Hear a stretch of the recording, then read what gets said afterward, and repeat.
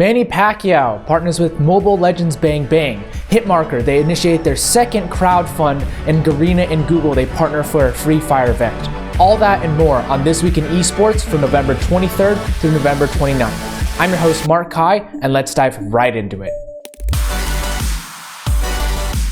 For partnerships, FaZe Clan, they partner with Casio for their new watch. Casio has partnered with FaZe Clan to create a customized model of the G-Shock watch. The collaboration comes as a homage to FaZe Clan, with 2020 marking the organization's 10th year anniversary. The limited edition water and shock resistant watch, which showcases FaZe Clan's signature red tiger camel print, will retail for $150 and was available for purchase through G-Shock's and FaZe Clan's website on November 27th. Besides featuring FaZe Clan's logo on the front, the case back of the new DW6900 model carries an engraving commemorating the organization's anniversary. On top of that, the watch has an electroluminescent backlight that displays FaZe Up with the digital display when lit. The model also comes with tin packaging of a similar design. This is a very cool partnership, as it's very FaZe-esque to drop a sort of special edition that brings a lot of hype to the Casio brand as well. Team Vitality, they partner with SAP for business development tools. While SAP has developed analytics tools for esports teams and tournament organizers, this particular partnership appears to be more focused on Team Vitality's business development. Vitality will utilize services such as SAP Business by Design, a cloud-based system for managing finances and inventory, as well as SAP Analytics Cloud for optimizing and accelerating decision-making. According to a release, SAP's tools will be used to automate tasks and manage data while also monitoring contracts and financial flows.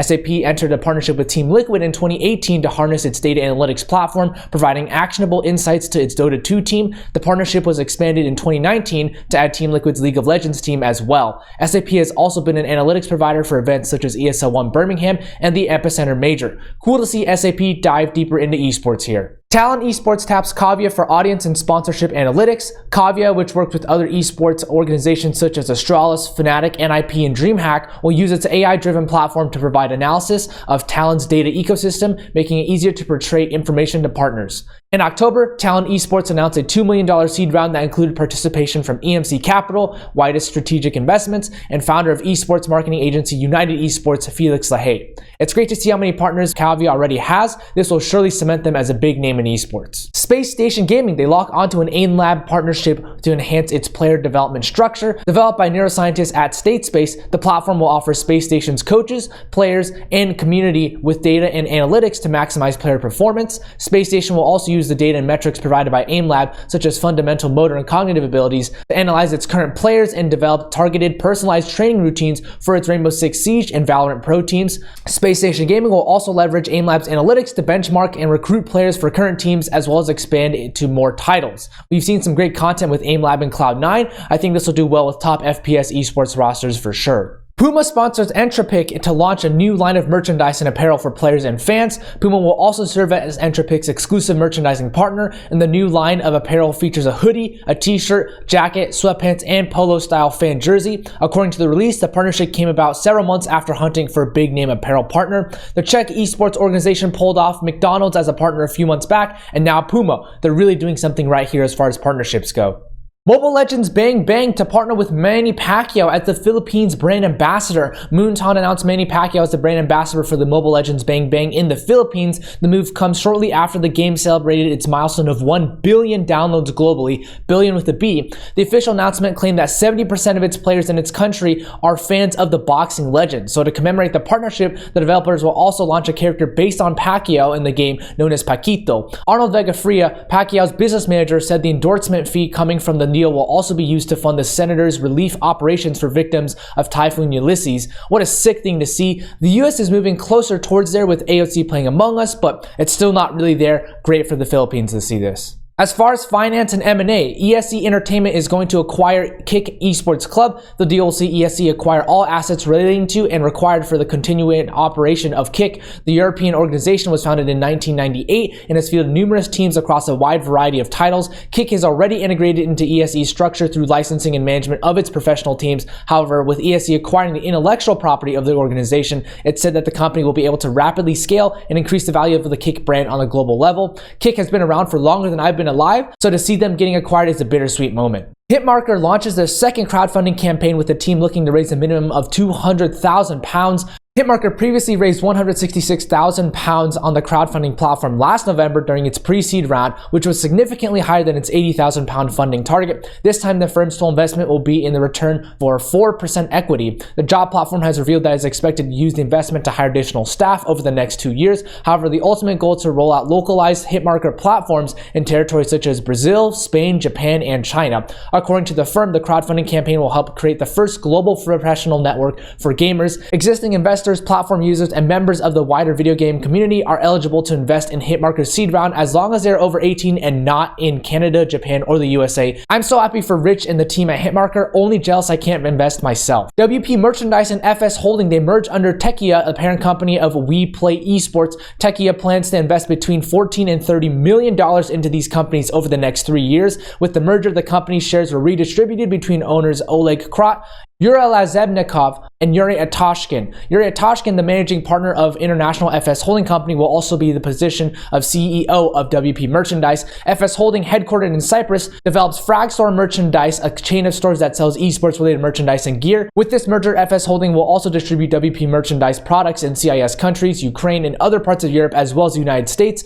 Fragstore also sponsors Na'Vi and Virtus.pro. WP Merchandise sells licensed gaming and esports-related merch products and currently has licensing rights to sell products for Dota 2 and the Assassin's Creed merchandise, among others. I'm excited to see how this investment plays off for 𝗡𝗲𝗄. As far as workforce changes go, Grant Rousseau was named the Guild Director of Esports. Rousseau most recently served as the interim head of performance and director of operations for 𝗡𝐞 Esports. In his new role, Rousseau will look to bring a winning mentality and ultimately some trophies to the company. Prior to his time as 𝗡𝐞, Rousseau served as director of team operations for Overactive Media Group and director of operations at Splice. The organization raised $26 million ahead of its listing on the London Stock Exchange with a market capitalization of $58 million. Congrats, Grant. Looking forward to the work you do. As far as new stuff goes, PUBG Mobile, they announced $14 million for their esports prize pool for 2021. There's 7 new regions: CIS, Turkey, Arabia, Latin America, Brazil, North America, and Western Europe. And there's 2 seasons that will lead to 1 PUBG Mobile Global Championship. The new PUBG Mobile Invitationals will also take place during the summer of 2021. And PUBG Mobile is one of those few titles that has seen the higher growth than its PC counterpart. James Yang mentioned that their team's ambition is to become a tier 1 esport and stand alongside the biggest games in the world. PUBG Mobile has continued to invest into PUBG Mobile esports, increasing its rewards each season. Compared to this year's $5 million, 2021's prize pool has more than doubled. So big buys for mobile esports here, but we'll be seeing PUBG Mobile on the big stages, I believe. Riot Games, they revealed their VALORANT Champions Tour for 2021, which will feature a wide range of tournaments being played through North America, South America, Europe, Asia, Africa, and Australia. The format will see teams battle through a pyramid structure in order to be crowned the best VALORANT team at the end of 2021. The Champions Tour will be focused around 3 stages: Challengers, Masters, and Champions, with each stage having its own dedicated tournaments throughout the year. The Challenger tournaments will be the regional, with the teams having to go through open qualifiers in an attempt to progress into the knockouts. The top teams in each regional competition will gain a spot at the VALORANT Masters,